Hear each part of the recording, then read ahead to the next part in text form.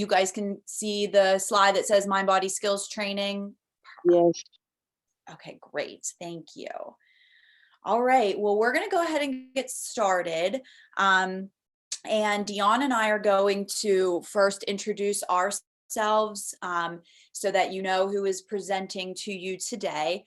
This is a mind body skills training in that it is kind of an overview of a really, really large training that Dion and I actually attended last year, literally on the doorstep of COVID-19 hitting. So we were really involved in these groups, and they were on campus, and we were learning so much. And it was literally 2 different sessions, one in February and one in March, that were 4 days straight. And when I say 4 days straight, I mean like from the breakfast time to dinner time.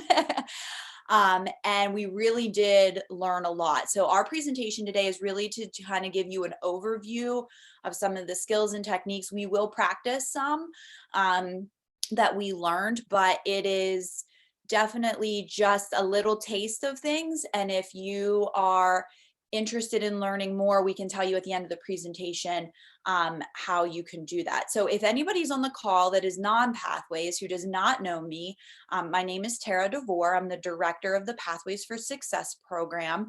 And full disclosure, I can be an anxiety-ridden mess at times. So when this opportunity presented itself, to learn techniques that would not only help me personally, but would help my students, I definitely jumped at the opportunity. So I hope that you guys get as much out of this, even if it's just today and you can't join us after today for anything. If you take one tiny little thing away today, then that will be a success for us. But I'll let Dion introduce herself. And I know a few of you on here, but I'm Dion Clark-Trube, and I work in the Academic Access and Disability Resource Office as the coordinator here. But I'm excited to get to partner with Tara to do this workshop and our 8-week group that's going to be coming up soon. So so I'll let you go ahead and give the overview there.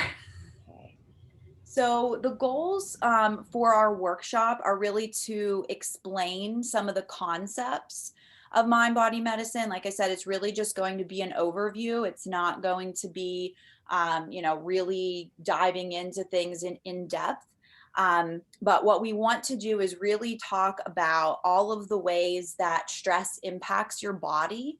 And then give you some clues as to how some of the responses of mind body medicine can help lessen the impact. The mind body skills are not set up to necessarily fix what's causing you stress, but just helping you to find ways that will help you cope with the stress that you are dealing with. So that really is the goal of our workshop today. And we're going to talk about the importance of self-care, which you guys hear about all the time. But we're going to talk about the science behind that.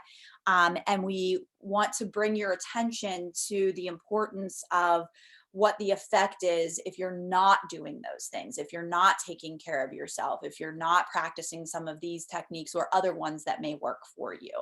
So that's really our goal for today.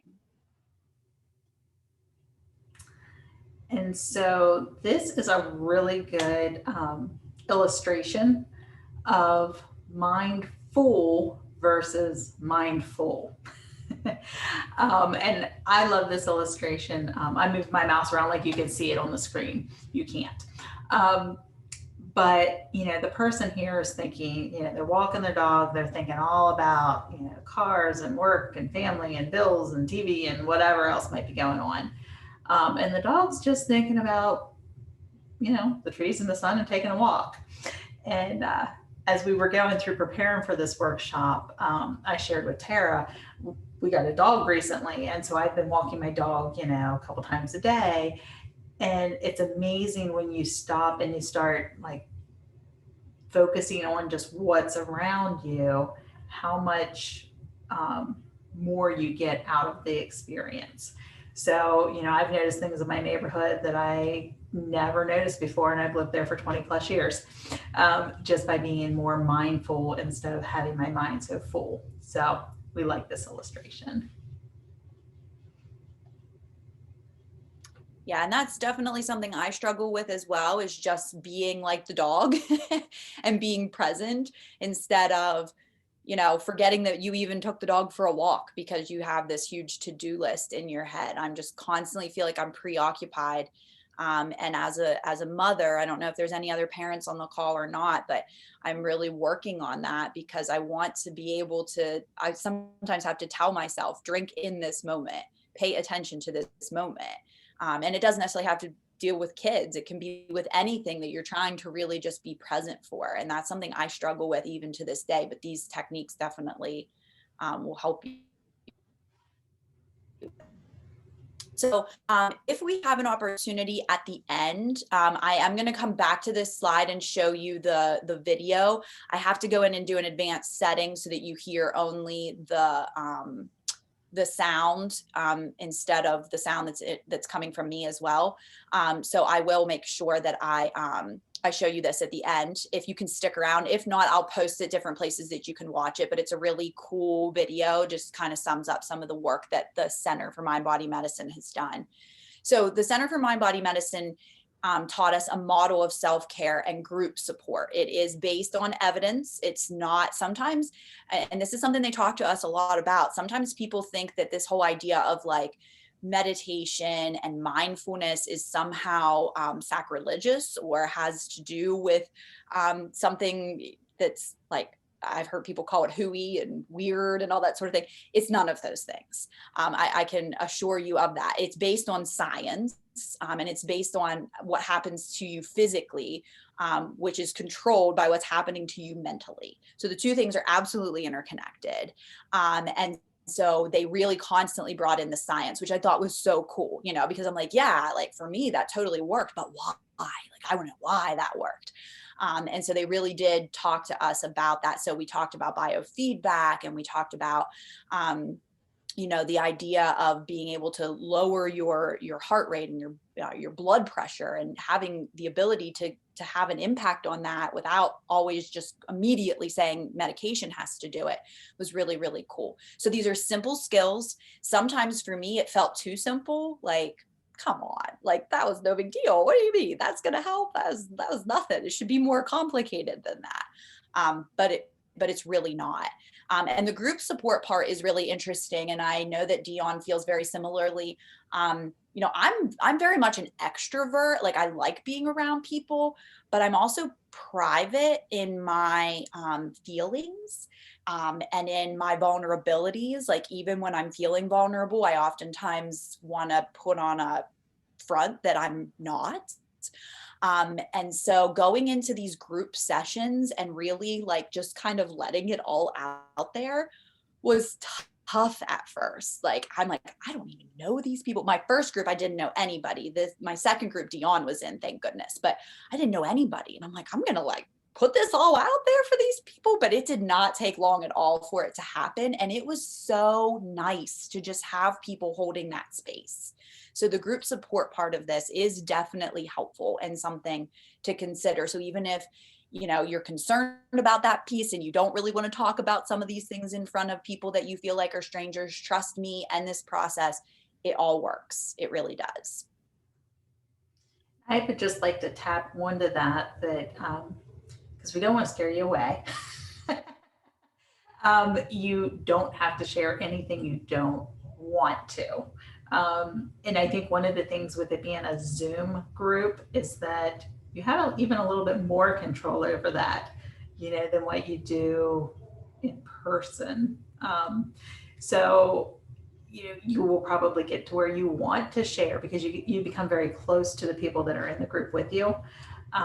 But it's totally up to you. You can pass.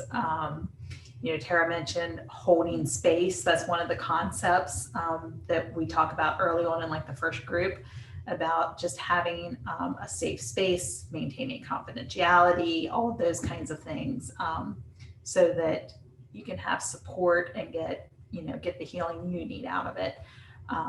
And as facilitators, we are also group members. And so, we're following those same rules and concepts too. So, and this slide here, this is a picture of Dr. Gordon.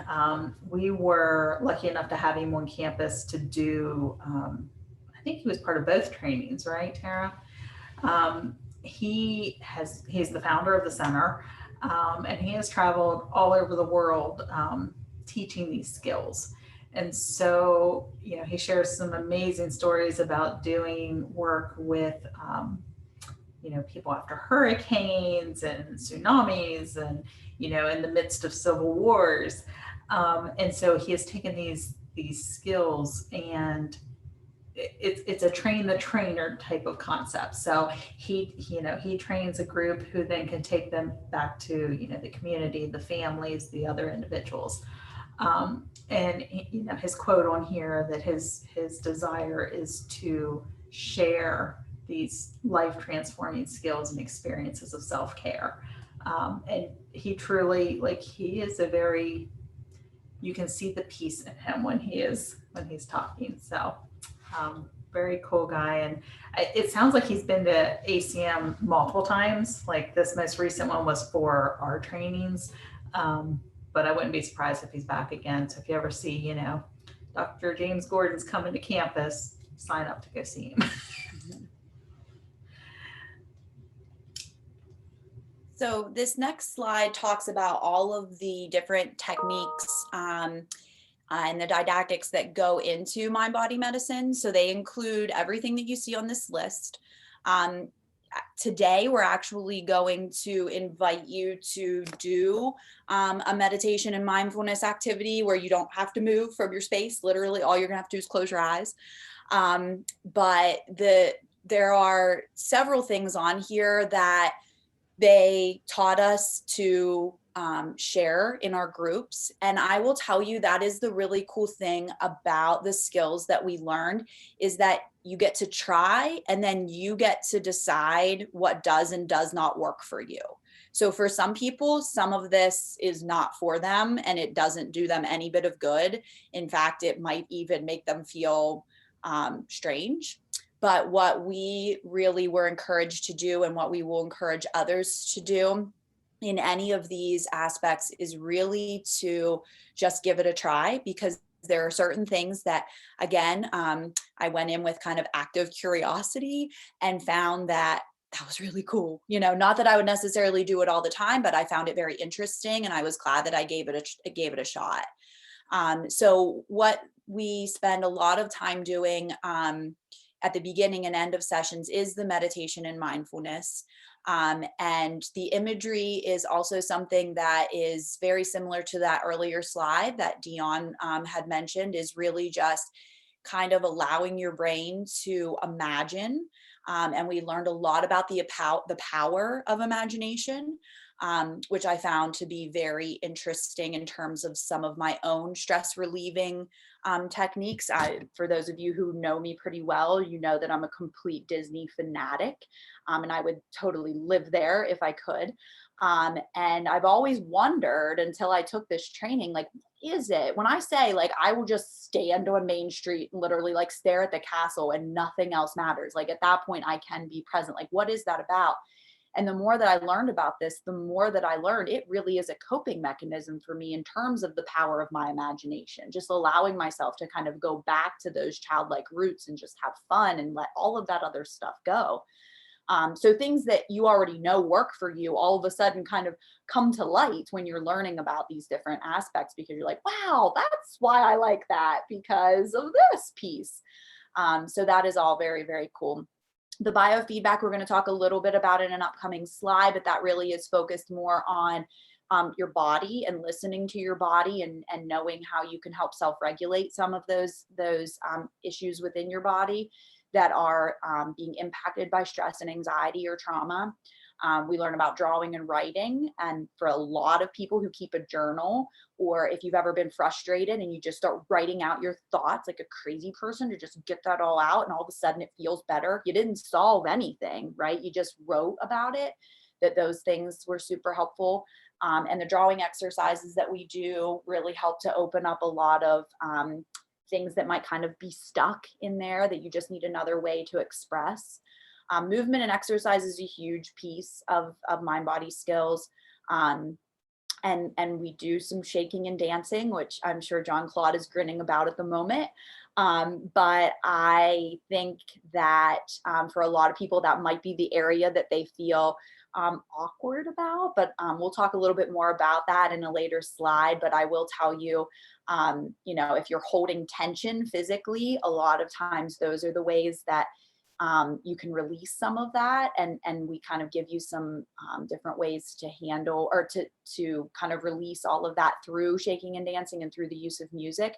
But again, like Dion said, that's the cool thing about us doing these things on Zoom is when we learned about it, we were in a tour of like 300 people. No, but on a Zoom screen, you can turn off your video, and then you really can get into it without that people are looking at me thought process. And so that's something that we talk about. We will talk about nutrition and eating and mindful eating, and kind of taking your time when you're eating, which is sometimes hard to do. And then cognitive skills, which again is really kind of getting more into allowing your mind to be able to be in the present instead of all over the place. And then there are other things as well. So those are all of the areas that we kind of touched on in our training.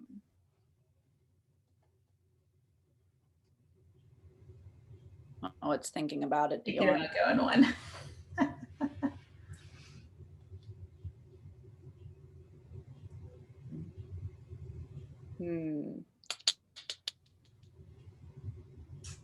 One of the things I think was interesting with the movement and exercise is that it's stuff that can be done by anybody, anywhere too. So that's, if you have knee problems and you can't stand up, that's okay. You can do it in your chair or, so it's very, very adaptable to whatever circumstance.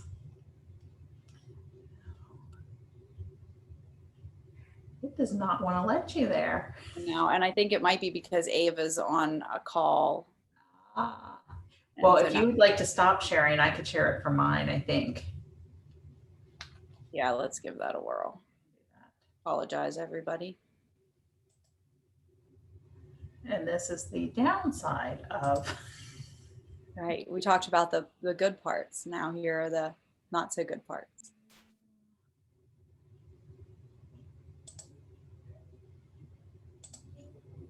Oh, good.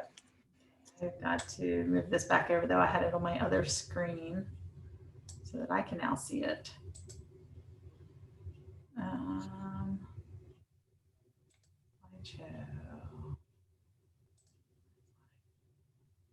Okay, so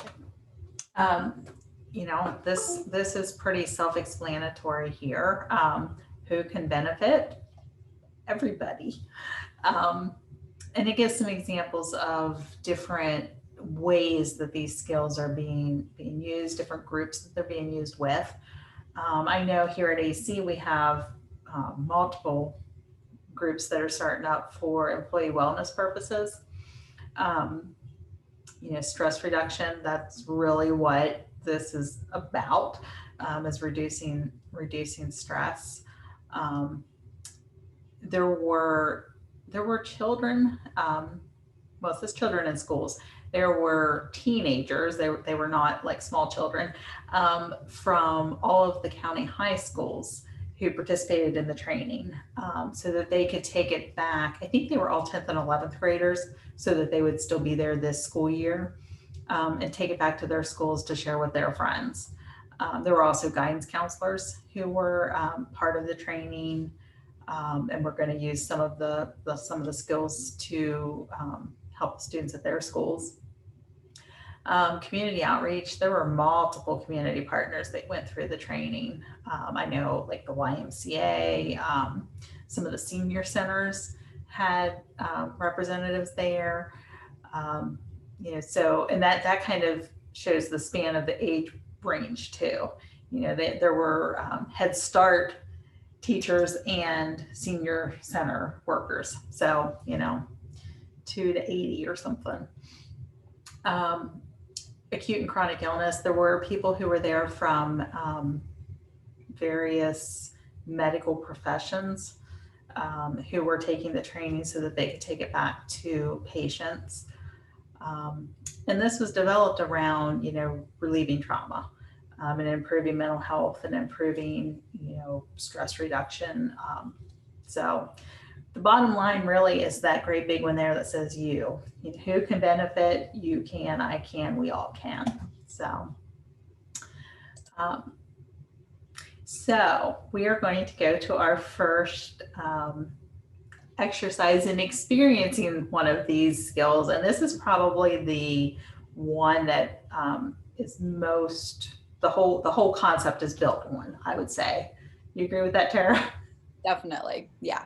And they do it pretty regularly. It becomes just part of the experience. And you'll see the little graphic there. You see the little bunny, he's laying down. I mean, depending on where you are right now, if you happen to be at home or in your apartment or something like that, and you want to lay down while we go through this, you're more than welcome to do so. But I know some of you are in your office, and that's the cool thing about this specific exercise is that you can kind of do this from wherever. So we're just going to go ahead and experiment. You literally, nobody will even know that you're going through this because those of you who are in an office setting will have your earphones on. So if you just want to get comfortable in your chair, or if you're at home and you want to lie down, you're more than welcome to do that as well. And we're just going to kind of go through a soft belly breathing exercise. And then we're going to talk about how it made you feel. So, okay.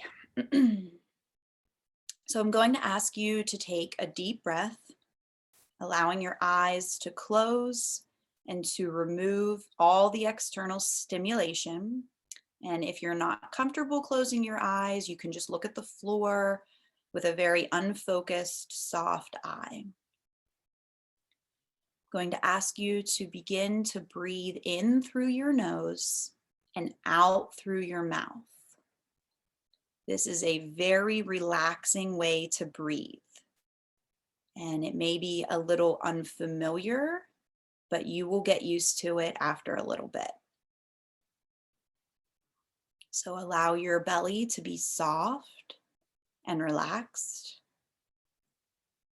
If your belly is soft and relaxed, more air goes to the bottom of your lungs, where there is better oxygen exchange. Oxygen feeds all the cells in your body and improves the metabolism of the working cells.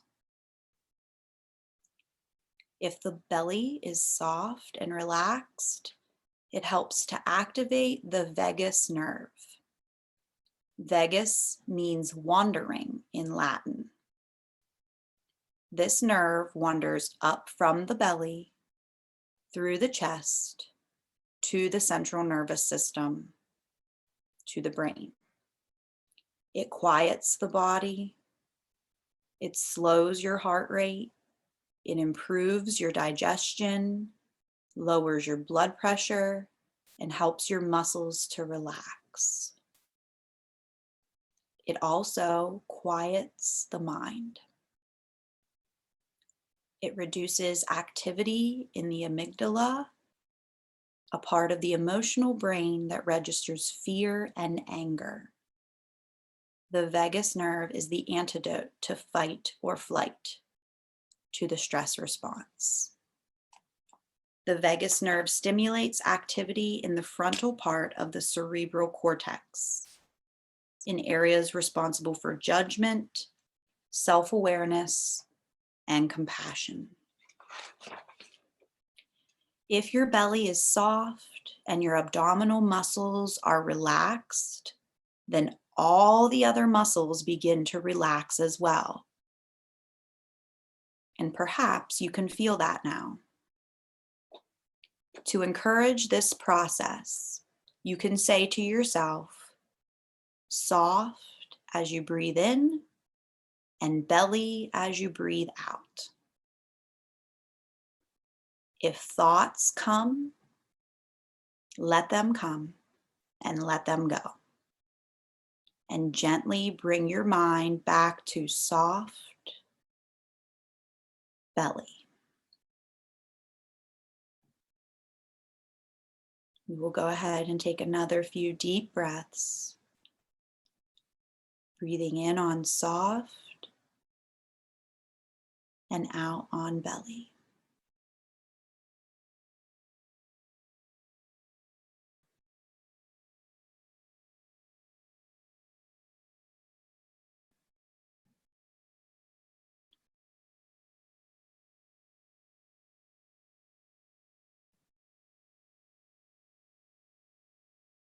Now I will ask you to take one more deep breath and a stretch. And you can softly open your eyes and come back to the room.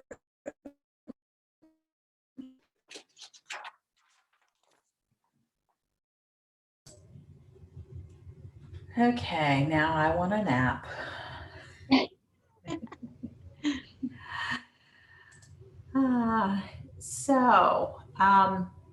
What did you notice with this breathing exercise? If anybody wants to turn on the camera and say, or can put something in chat, but what did you think? What did you notice?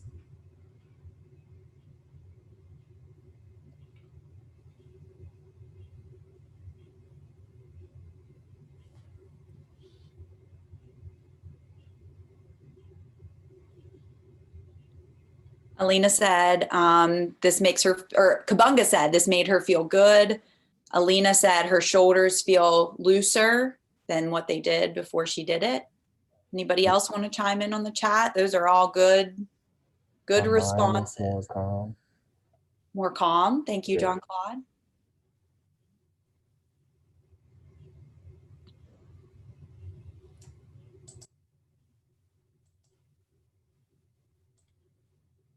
That seems to be the word here. It's in the chat too. Calm, calm. It does help to calm you down and make you focus on just that one thing. RC ignored the world around me. That's good. That's very good. Well, thank you guys. Those are good. Yeah. Okay.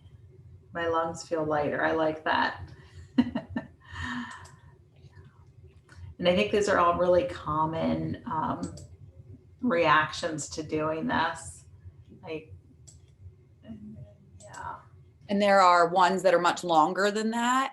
And those are the ones that really make you feel like you're going to go to sleep. I am very comforted by Jim Gordon's voice when he does it. Something that I'm kind of still working through is my own voice doing it because I'm so comforted by his.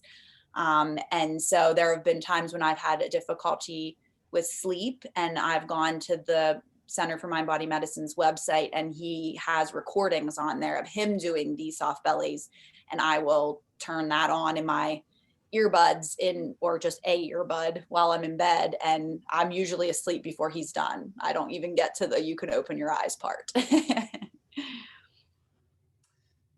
Right. I won't steal Dion's thunder because the next slide has a lot of information about stress in the autonomic nervous system. But in that soft belly breathing exercise, you could hear where I specifically was saying about your digestion, your respiratory rate, even urination, which I know sounds crazy, but that can be impacted by stress. That's all part of the autonomic nervous system. So stress definitely impacts all of those areas. And so again, if there are ways that you can be more in control of that stress, it will definitely help those areas, because that system's primary mechanism is to control that fight or flight response. So I will let Dion get into the nitty gritty. Well, and I went ahead and put it on this screen because, a couple of the things you talked about are listed there. But I think, we've heard these terms. Anybody who's been in a, biology class or psych has probably heard, fight or flight and sympathetic and parasympathetic. And I thought that this slideshow had the illustration on it, and it doesn't. But the sympathetic is sort of your gas pedal in the car. You know, it's the thing that gets you going. Um, and there are a lot of things that it's good to sort of have a little bit of that stress, or that, you know, that sympathetic system kick in and give you a little bit of gas. You know, you want to feel that just a little bit, you know, not overly much, but a little bit going into a job interview, or, you know, to take an exam, or to do something so that you're focused, and you know, you're able to do your best. But what happens for a lot of people is, you know, they start pushing on the gas pedal, and instead of just, you know, gradually increasing and kind of getting to a good, you know, coasting speed, they floor it and can't stop. And you know, that gas pedal gets stuck, and, you know, heart rate's beating, and you're breathing fast, and you're breathing shallow, which does the opposite of what we just did with the deep breathing exercises. You're only getting a little bit of oxygen at a time. You know, you get that upset tummy because you're, you know, the decreased digestion. Blood pressure can go up, you know. So, and cold hands and feet, although sometimes I have to argue with that one because my hands are always cold. But so the sympathetic, you know, it does have its purpose, and it's really, really based, you know, Tara mentioned the science behind all of this. You know, once upon a time, we needed that skill to survive. You know, if a lion was chasing us in the wilderness, we needed to run. But most of the time now, the things that really activate our systems aren't life or death experiences. So we don't want that gas pedal to get stuck. On the flip side, the parasympathetic nervous system helps you relax, you know, helps you calm down. It's sort of like, you know, putting on the brake pedal. And, you know, when you're doing it gently, you're doing deep breathing, you're doing some of these exercises. It can be really good for you. It can help you, you know, decrease your heart rate, slow down your breathing, make your blood pressure go down, and make you feel better. You know, the oxytocin that's listed on there, that's one of those feel-good chemicals in your brain. So the parasympathetic system is what releases that, and can work really well. The problem again is if it freezes, you know, so instead of just that gentle, you know, tapping the brakes and slowing down, if you know, floor that brake pedal and you come to a screeching halt, and instead of being able to, you know, relax and you know, be mindful and enjoy things, you just can't move, you're frozen. So you know, so we want to learn some of these skills so that you don't have either extreme. You kind of get that nice balance in the middle. So, and this talks a little bit about the actual body systems there for you, Tara. Yeah, so this slide really just kind of shows you what Dion was just explaining, what happens when you're in that fight and flight response, which, you know, we've all been there. We all know what that feels like, when, you know, everything feels very tense. I agree with Dion. I'm normally cold, and I oftentimes feel like when my stress level goes up, I have the opposite issue. I can get really flushed and very warm, but not comfortable. It's not like the warmth that you feel like when you're all cozied up on the couch. This is more like I'm sweating and I feel super uncomfortable at the moment. The digestive system slowing down, I also find that to be very interesting. I will share this as a personal story, and maybe you've felt something similar. When we were first in this whole COVID shutdown and the whole world was, you know, being put on its head, I was finding that after everything that I was eating, I constantly could feel it going down my esophagus. I was like, what is going on? This is a major problem. And it just felt slow. And I mean, almost at times where I was like, something wrong with me, you know, then you start getting all that, you know, don't doctor or don't Google all of your symptoms, right? Because then something's definitely wrong with you. But at the same time, I was reading Dr. Gordon's book because I had just finished his training. And that was something they spent a lot of time talking about, is indigestion and your digestive system being impacted from stress. And literally, once we got into a new groove and I had a little bit of a clue what life was going to look like, that all went away just that quickly. So you can probably look at this slide and see something on there that makes you think, yeah, that's happened to me. I know exactly what that feels like. Whenever I have myself really worked up, that's one of the examples that's there. So that's really the purpose of this slide. Oh, it has more little gadgets. Oh, you're muted, Dion. Yep, sorry. I didn't realize it had more things, or, we'd have clicked it. So, and I mean, this just, anybody who has siblings or children has seen this, look. Those in fight response need to be right no matter what. The anger, the verbal, the nonverbal, threatening behavior, and it's a survival need. So, it kind of puts me in mind of when you're having that disagreement with somebody and you really want to be right, and you come to that point where you realize, oh, oops, I'm wrong. But you're not ready to give it up yet. So I think the next one then shows like the flight response. Yeah, and this is more about just like avoiding the situation if you know that it's something that you have to handle, but instead you're pretending like it's not there. Putting it off to the last minute is part of fleeing, that avoidance strategy. Isolating yourself from other people, those are all part of that flight response that you're trying to avoid. And since all of you are trying to get into a very professional role in this world, I know that something that we've adopted in a lot of meetings here at the college, specifically meetings that might get to the point where people are not agreeing with one another. Dr. Hoffman, who is the senior vice president of instructional affairs, has really encouraged meetings to start with some of that soft belly, just so that we aren't in that place, that we don't come in guarded and ready for that fight and flight response. So if you're going into a stressful situation where you're not necessarily going to agree with somebody, maybe it's personally, maybe it's something at work, maybe you have to go in and talk to a professor about something that has you feeling really anxious, taking some time to really ground yourself and breathe before you go and do that will really help you to not get in these stuck phases. Oh, this next slide's cool. Okay, it had multiple things there too. So all of these are probably pretty familiar diseases to most of us. One of the things that was kind of fascinating to me was that 75 to 90% of doctor visits are stress related.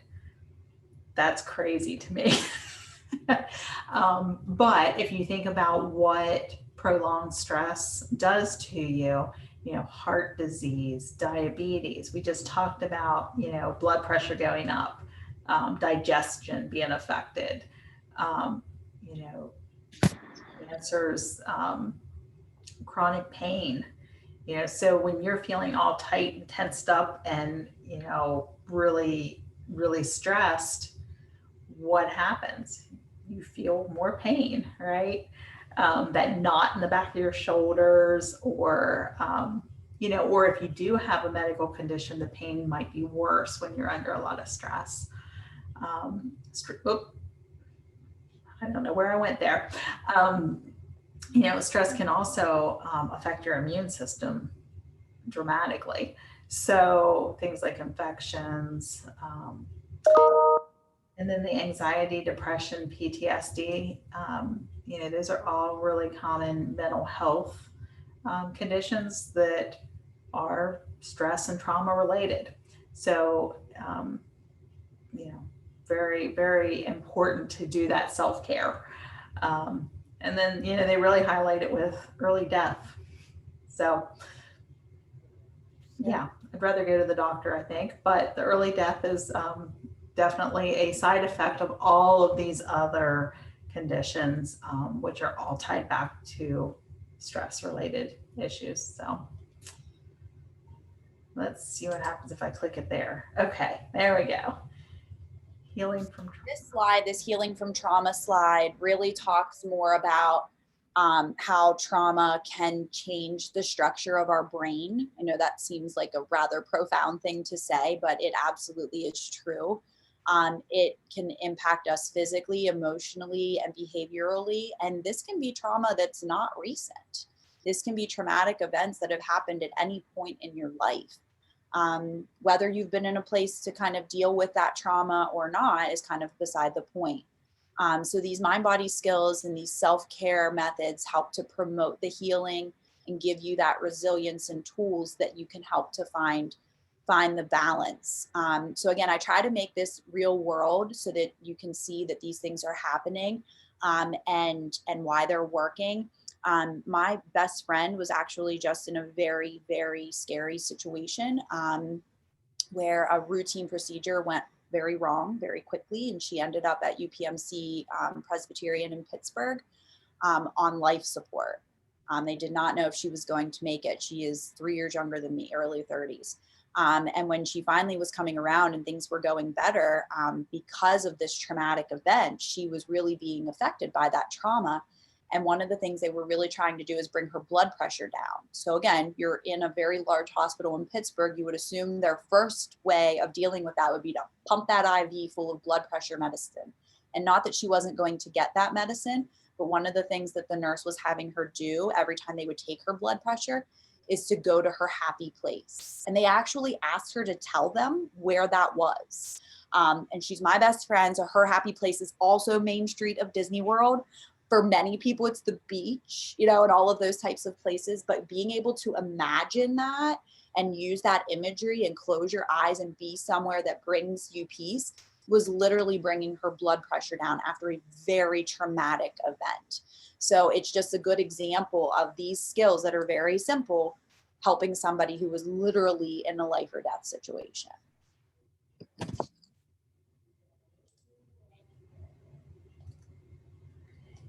And so this one goes back to kind of that mindfulness thing again. Meditation being the heart of the medicine and self-care, and what some of the benefits are. Lowering the blood pressure, and lowering blood sugar, which is again fascinating. Enhanced immunity, pain control. I think the emotional health is the one that a lot of us kind of focus on, is that, the decrease in stress, the improved mood, and then spiritual health, closer connections, deeper understandings. And this just kind of shows the person standing there and staying in the present. Are you here right now, instead of letting your mind go too far out and too far back?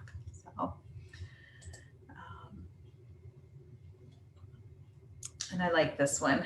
Kind of a repeat of something that we've already talked about, the concentrative meditation being that what you just practiced, that soft belly, the expressive being more shaking and dancing, and that mindful awareness is that observer curiosity. They actually talk about, why you're so relaxed or in a different place when you're just watching the waves come in and out. A lot of that does come back to that being mindful and being aware of your surroundings.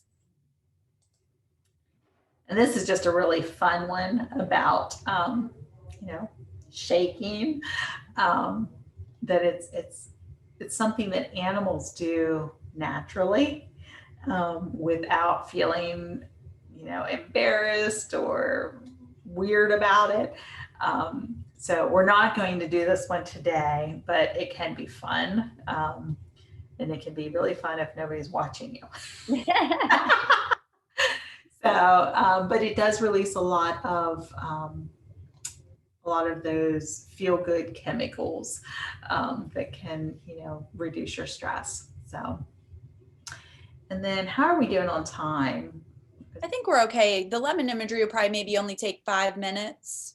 Okay. if you want to stick around, I know some of you might have class, but if you want to stick around and do another, like practice something else, Dion's going to lead us in an imagery. And again, you don't have to do anything. You're literally just going to sit here and close your eyes and listen to her. And that way you can kind of just try out something else. And then we can wrap up from there, but it'll only take a couple minutes. But if you have to go, I know Alina had to get to class. If you have to go, we understand that. If not, and you want to participate, we would encourage you to do that. Let me get back to there. All right. So, so this exercise, the lemon imagery exercise, is using your brain to come up with an image and doing that. And this one, I love this one. So, what I'm going to ask you to do is to be comfortable. Close your eyes if you're comfortable doing that, or like Tara had suggested earlier, just kind of gazing at the floor. And I'm gonna read to you, and then we'll talk about what happens. So first off, take a deep breath and allow your eyes to close. I would like you to imagine that you are standing in your kitchen or in the kitchen of someone you know. Take a few moments to imagine the kitchen, the color of the countertops, the appliances, the cupboards. Notice if there are any windows. Also notice any kitchen smells or sounds. The running of a dishwasher, or the hum of a refrigerator, or the sound of a clock on the wall. Take some time to notice everything using all of your senses. What you see, what you hear, what you smell, and how you feel being there in your kitchen. In front of you on the counter is a cutting board. And next to that cutting board is a kitchen knife. Now imagine that sitting there on that cutting board is this plump, fresh, juicy lemon. In your mind, hold the lemon in one hand. Feel its weight and textures. Place it back on the board and carefully cut it in half. Feel the resistance to the knife and how it gives way as the lemon splits open. Notice the pale yellow of the pulp, the whiteness of the inner peel, and see whether you have cut through a seed or two. Carefully cut one of the halves in two. Notice where a drop or two of juice has pearled on the surface of the quarters. Now imagine lifting this lemon wedge to your mouth, smelling the sharp, fresh scent. Now bite into the sour, juicy pulp.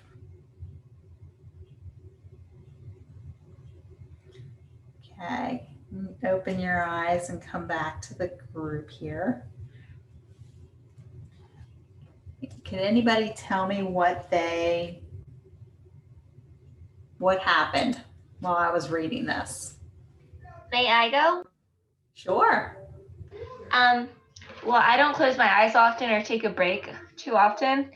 And Julius is in the other room. So like I was just imagining him like playing around me as I was standing there. And then I just started crying and kind of felt like tears of joy. Like I'm a very emotional person. So like I'm not crying because I'm sad. I'm just crying because I kind of like feel a release, I guess.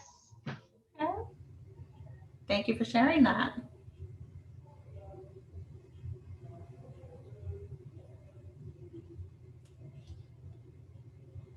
Oh, I see something's in the chat there. Did anybody taste or smell anything?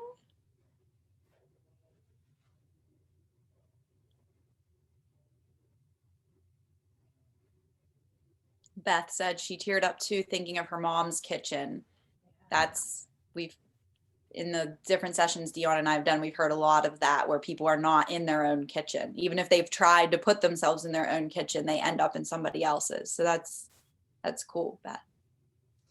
Did anybody notice their mouth like watering at the thought of that sour taste?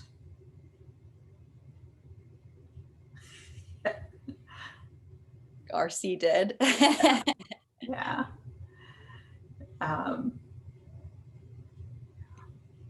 So I like this one. I think it's a really, really short clip that just shows how the power of our imagination can work.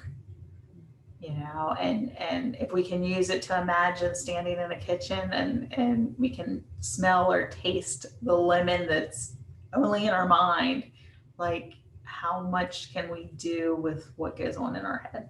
So. And the first couple of times I did this, I did not taste or smell anything. And I honestly thought it was kind of weird when people said they did. Like, really? What's wrong with me? Why couldn't I do that? But it was probably maybe the fourth time that I was led through it. I like salivated like crazy. It was as if I was eating that lemon and I was like, whoa, that was so cool. So sometimes some of these things are just things that come from practice. As well, just to try to train your mind to being able to kind of be somewhere else, just to take some of that pressure off the right now. Awesome. Well, thank you guys for doing that with us. That was good. So the last slide in our deck is about our 8-week group on Zoom. This is a group that Dion and I will be facilitating. It is for students. There are employee groups that are starting. If there are employees on the call who are interested, we can connect you to Laura Fiskus and Mihal Wood. They're getting one started very soon. The one for Dion and I is aimed at students who are registered with her office or who are Pathways participants, but they wouldn't have to be. So if you have friends who are not affiliated with Pathways or affiliated with Dion's office, they could still come in if we have room. We already have students who have committed to being a part of this group. So we would really encourage you that if you think this would be helpful, to reach out to either me or Dion. Our emails are right there on this slide, and let us know. And as soon as we have the link that allows you to officially sign up, we'll get that to you. We're going to be starting at March 1st at noon. So it will be for 8 weeks. We'll only meet once a week on Mondays at noon. And each week we really will go through some of these techniques and practice them. You'll learn a lot of other different techniques. But we will also use that time to share and just to talk about things that are going on in your world. And so we kind of go around a circle as if we are in person, and we all participate. So Dion and I as well will be participants of the group, and we are not there to fix anything. We are there to share tools with you that may help, but this isn't a counseling session. Nobody's going to chime in and say, you know what, John Claude, you should try this. Nobody's going to do that. When you're talking, it's your space and your time to just share. And when you're done and you move on to the next person. So it's very healing for a lot of people to just have that space. And I know for me, I need that right now. I'm never lonely. There are children at me all the time, but just having that space for someone to be hearing what's on my heart at the moment is great. And also, if we go around the circle and you decide you don't feel like sharing at that moment, you don't have to. So we really hope that you guys will join us. Each of the sessions is supposed to be about 2 hours. We'll allow 2 hours, but they may not last that long, particularly if we don't have a full group. So I've had some students say, oh, I'm not sure I really want to do it, but you know, what if I would have to leave one day at like 1:45 or 1:30? We can work around that. We absolutely can. If you think that you would be interested, we would want you to try to be able to commit definitely for those 8 weeks. But we'll try to not make it super, super long. But trust me, once you get involved and you start really doing these things, that 2 hours will go so fast and you'll be like, can we stay in here for like 30 more minutes and keep talking? So this is the flyer. You'll see this all around campus. We can open it up to 8 students. And like I said, we probably already have, I know I have 2 that have been definites. You think you maybe have 1? 1, maybe 2. Okay, so we might be already halfway there. So if you think that this would be of interest to you, please reach out to us and let us know. We would be doing it on Zoom, so you would not have to come to campus. If later on in the semester the weather gets good and we can maybe do something outside, we might try to do that just so we can see each other's faces. But this allows us to do it maskless if you're not logging in from an office or from the library or something. Okay.